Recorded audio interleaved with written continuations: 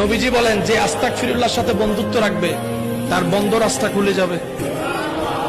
নবীজি বলেন যে আস্তাগফিরুল্লাহর সাথে বন্ধুত্ব রাখবে তার মনের চাওয়া আল্লাহ পূরণ করবে।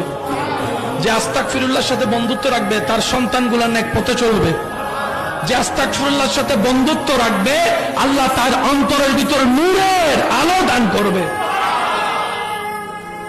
আল্লাহ সমস্ত নবী রাসূলের ভিতর থেকে একজনকে মুস্তাফা বানালেন, তিনি আপনার আমার নবী রাহমাতুল্লিল বানালেন, যাকে সবার পাঠালেন সবার।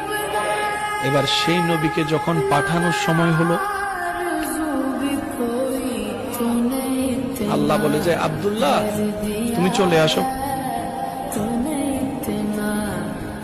আল্লাহ আমি চলে গেলে আমার সন্তান, বাচ্চারা সন্তানের তো সমাজে দাম নাই, মাথার উপর ছাদ না থাকলে সবাই তো কষ্ট দেয়। রব বলে যে আব্দুল্লাহ এটা যেমন তেমন না, এটা আমার হাবিবুল্লাহ। আমি জগতে তোমাকে রেখে এটা প্রমাণ করাবো না বাপ ছিল বলে এমন হয়েছে, লাগবে না তোমাকে, চলে আসো। আমার মুস্তাফার জন্য আমি আল্লাহ একাই যথেষ্ট, একাই যথেষ্ট, একাই যথেষ্ট। তাই তো নবী বলে হাসবুনাল্লাহ।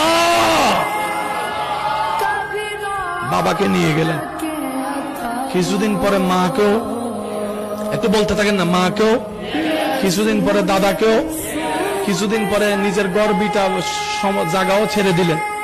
মক্কা থেকে মদিনায় হিজরত করলেন। নাই বলতে কিছু বলেন না, নাই বলতে কিছু। যার সমাজে নাই বলতে কিছু নাই, তাই কখনো প্রভাব দেখাইতে পারে?